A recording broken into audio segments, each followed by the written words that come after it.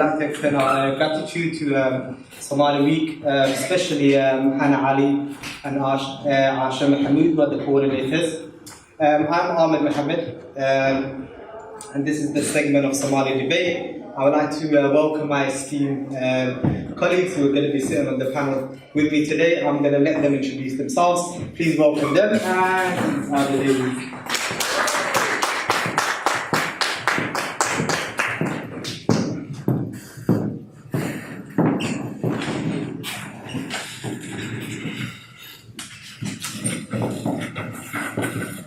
So if you start us off on my right hand side. Hi everyone, my name is Hinda. I'm a co-founder of a charity called NOMAD, which stands for Nation of Migration Awakening the Diaspora. Sorry, would you guys repeat that with the microphone? Of course. Hi, I'm Hinda. I'm a coordinator and a director and a facilitator and a founder of a charity called NOMAD, which stands for Nation of Migration Awakening the Diaspora. Hi, my name is Ayan Saeed and I'm a secondary science teacher here at Tower Hamlets and I'm an international development advisor. Like I said before, I'm Ahmed Hassan. I'm one of the co-founders of Somali Debate. My second in command, or first in command, is Mukhtar Dahi. He's kindly being the cameraman for us today. My name is Sophia John. I work in Tower Hamlets. I'm the founder of Somali Integration Team, which is a women's organisation based in Tower Hamlets. Alright, so we're just going to get into it. The first thing that we're going to talk about today is home. And we have several questions, so I'm just going to put the questions out there. And obviously our esteemed guests are going to first attempt to answer the questions. Once they do so, we're also going to open up the floor to the audiences who are more than welcome to chip in. So we're going to crack on. And the first question is going to be, it's on home, and is there a big network breakdown in majority Somali households in the UK? If you want to start us off, or anybody that wants to. I think I can put my 2 key in. I think it's not just the Somali households. I think it's across all communities. There is a clear breakdown in terms of communication. And I think it makes it a little bit more hard in the Somali household because you've got young people that, some of them don't even speak Somali very well, so communication with the parent becomes really hindered. And I think also the parents don't understand the current challenges that Somali kids have within their school, within their society. So that just makes things a little bit more challenging. I think it's not just the parents' fault, it's not just the kids' fault, I think it's just a 50-50, but there is most certainly a challenge, and it's not a challenge just with the Somali community, I think it goes across the board. And I think also is how the upbringing is a main issue, because how the older generation of the parents were brought up, they were brought up in situations where it was survival of the fittest, like you had to survive, you had to make ends meet, whereas now we have more luxury as young kids, and there's that barrier, as Sophia said, in terms of communication, because the parents are thinking, well, when I was your age, I was doing it, and I'm sure we get that in all our households where our parents were like, when I was your age, I was doing this and I was doing that. Why can't you get educated? Why can't you take advantage of the free education that you have? But then you've got the kids who didn't, get brought up the way the parents have, so there's that lack of understanding between the two. And the pressures that the young kids go through now, social media, friends, all these current challenges that they're going through, the parents won't understand because they're not going through it in the same way. So I kind of agree with quite a lot of stuff that you guys kind of say. At the same time, I think it's really hard and quite challenging when you are migrant and you kind of move from one place to another. So the kind of work that I've done quite a lot is across the board. It's actually the issue with the breakdown. I think it exists with all communities. They will find themselves forcibly moved from one place to another. And the parents, they're really scared in terms of their children and not really knowing what's happening. And at the same time, what you've got is children who also trying to work out who they want to be in the society they find themselves in and born, and want to impress their parents and kind of really stuck to the culture of Somali, but they don't really know it because they were born down the road. It's that kind of, sometimes I think it's quite hard and difficult and challenging. And also it's quite, the parents also have a problem, I think, networking and communicating together as well. So it's like layers of multiple layers I can find sometimes when it comes. Can I say that? If I may just bring you back, I heard, everybody mentioning challenges and barriers, and what are these challenges and barriers as our youth are facing? So the challenge, obviously, it's the current society, it's the dilemmas that young people face. It's the overwhelming burden that Somali mothers actually face. Let's be honest, even if they're single mothers or not, the father's role is inactive, whether he's there alive or in the household. So I think the barriers are a lot in the sense that you've got mothers who are so stretched on another level, because not only are they dealing with the bills and the responsibility of the household and the clothing of the children, the feeding of the children, the shopping, and all sorts of stuff like that, they've got to actually now deal with a new concept, which is, my child, I tell him to jump and he doesn't jump, because that's what I was brought up with. Oh my God, I wasn't born in Somalia. And with my parents, definitely, if they told me to jump, it was like, boy, how high you want me to jump? And that was it. There was no huddle, there was no talk after that. And I think you've got young kids now, especially thinking about my kids that are teenagers and adults in their own right. I have to sit there and say, well, let's talk about it, let's debate. And I have to bite my tongue sometimes, because you have to let them make those mistakes and learn. And I think our parents, there was no, for them, it was like, no, you're not doing that, full stop, there was a full stop there. With today's generation, you have to kind of work with them. And I think that's the biggest barrier, where parents have not accepted that their children have got their clear identity of what they want, and they see, and their vision, and you know what, they have to make those mistakes by themselves. I think that's probably the biggest barrier, because it's really hard to digest for parents. Yeah, because I guess it was, as when teenagers are growing up, they get their identity not just from their parents, but from schools, their peers. And you've got your friends, for instance, those that weren't brought up in an Islamic background, and those that weren't brought up with the whole respect your parents, listen to your parents. And kids won't, they'll take that on board. They'll copy their friends, or they'll copy the identity of another individual. And the parents can't seem to understand why that child isn't following the Somali identity, or isn't following the Islamic identity of listening to your parents and not speaking back. So again, it's all those outside factors that contribute to the barriers between a massive gap between parents and children. I guess that you kind of touched it quite a lot in terms of the barriers. And I think economically, it's kind of the way we are in society at the moment, that has a huge barriers when it comes to parenting identity and Somali identity, Muslim identity, British identity, what are all those kind of identity of your friend. And I guess it's all of those kind of affects the issue while there's a lot of barriers and challenges.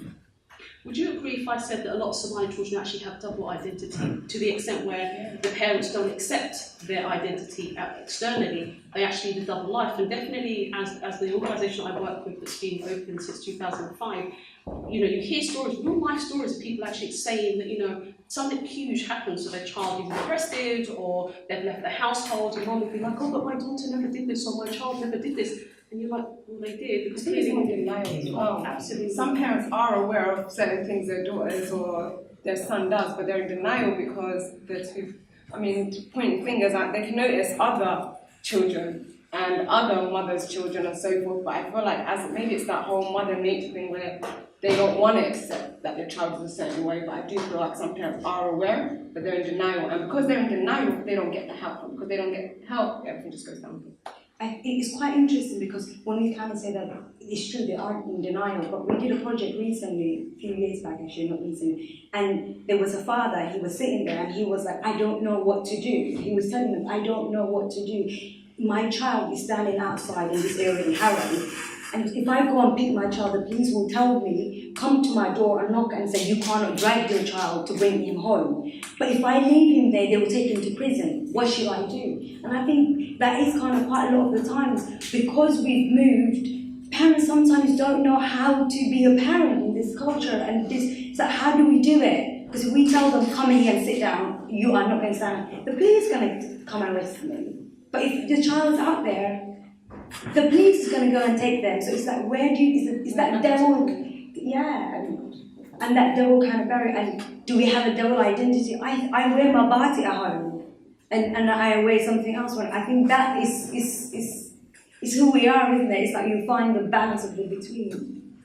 Okay, we actually didn't say identity crisis is actually contributing to the breakdown of Somali households.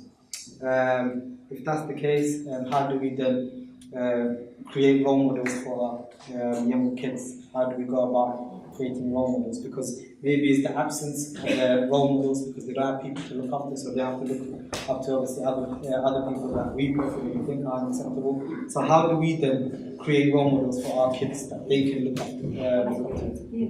I think I agree in terms of I think there's something about us that we should be proud of being Somali and everything about it. We did it. I'm a storyteller sometimes. So we went to present on everything that was bad about Somali. If you've done anything bad, it's like you're still Somali, innit? You're expected to be. So we always kind of seen as a negative kind of aspect. If I grow up and somebody says, oh, you look like Somali, and it's just like, what? We need to be proud of who we are and tell our story and our history. So everything you hear in the newspapers, everything the kids see is negative. So everything about your culture is negative, negative, negative. Why would you want to be in that culture? I think that for me, definitely, I think everyone's so busy with their day-to-day struggle, and really in terms of making your career, finding opportunity. We're so busy with that, and I think definitely, like the sisters have touched on, there's a gap in terms of the collective or the overall unity of Somali community. I think we mustn't undermine, because there are amazing projects out there where people are actually mentoring young people.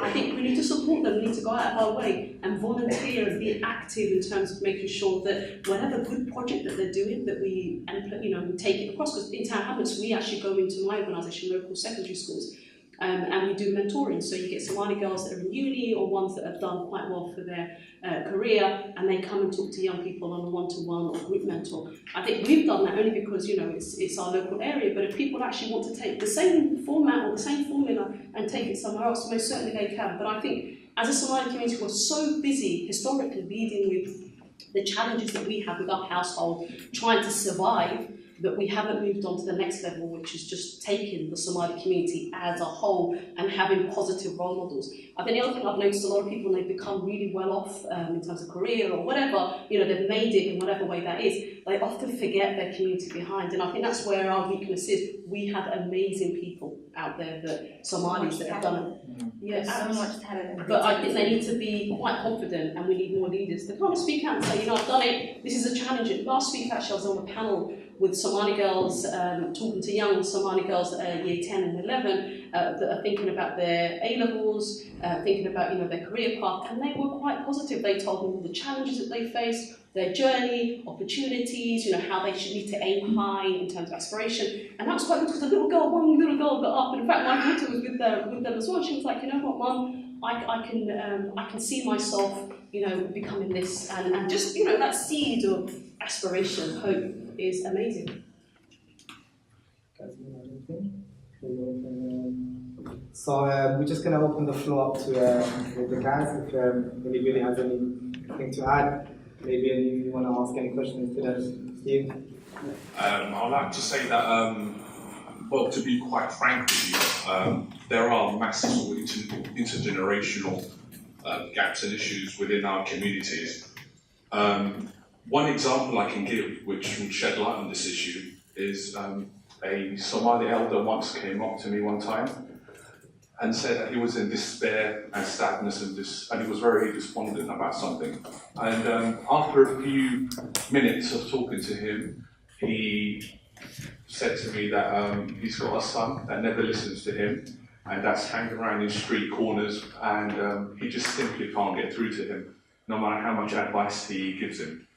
And I said, well, let me try to speak to him, and hopefully, God willing, something would be a fruitful quest. And so what happened was that I went up to him and we spoke for a little while, and he said to me that he actually confessed and said that my family doesn't understand me. I was born and raised here.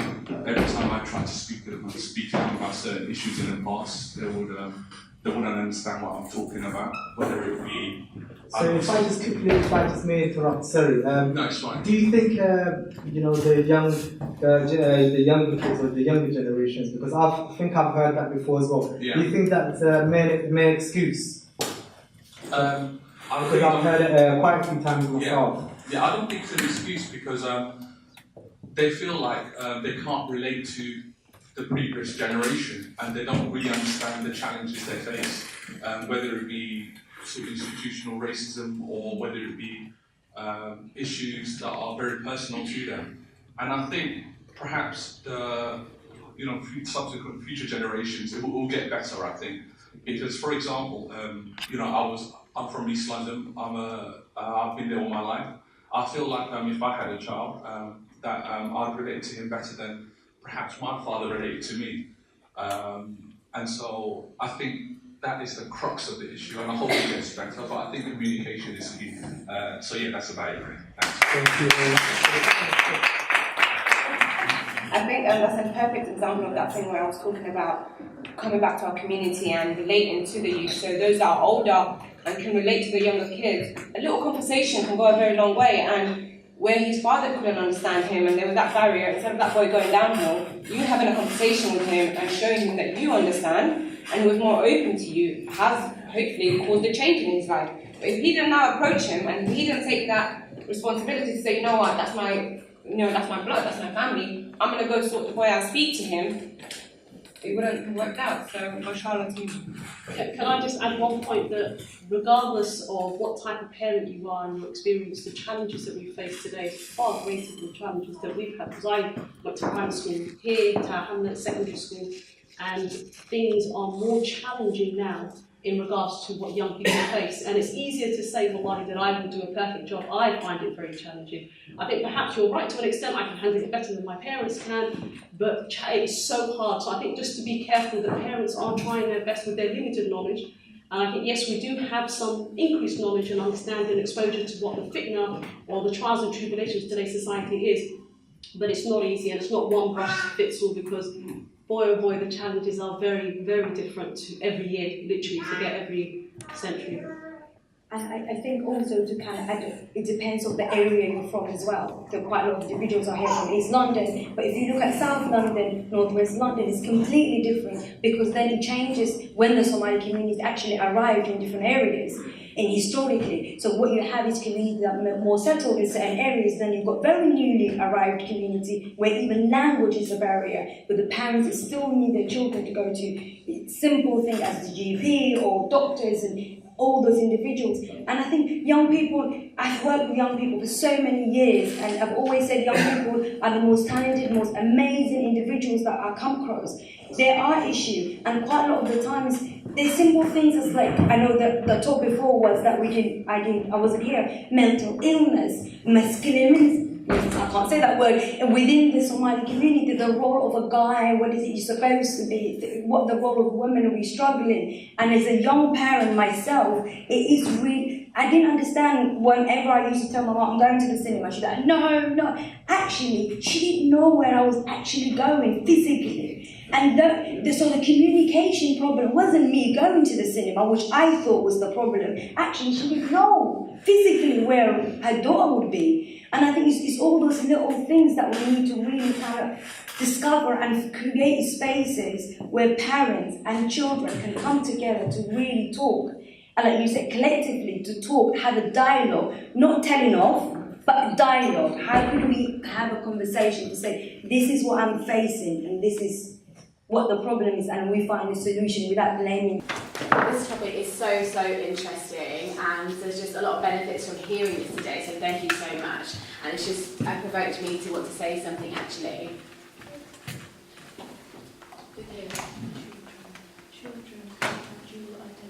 The whole thing about dual identity, it's so true about how children have to be one way at home from a small age and how they have to be one way at school, and I think it can be confusing, especially for young children. So I think that's definitely an area in education there, and I think to say there's blame on both sides of that, the schooling system and at home, and it can definitely affect the child's mental health and how to cope with that constant conflict of the two kind of profiles that they have.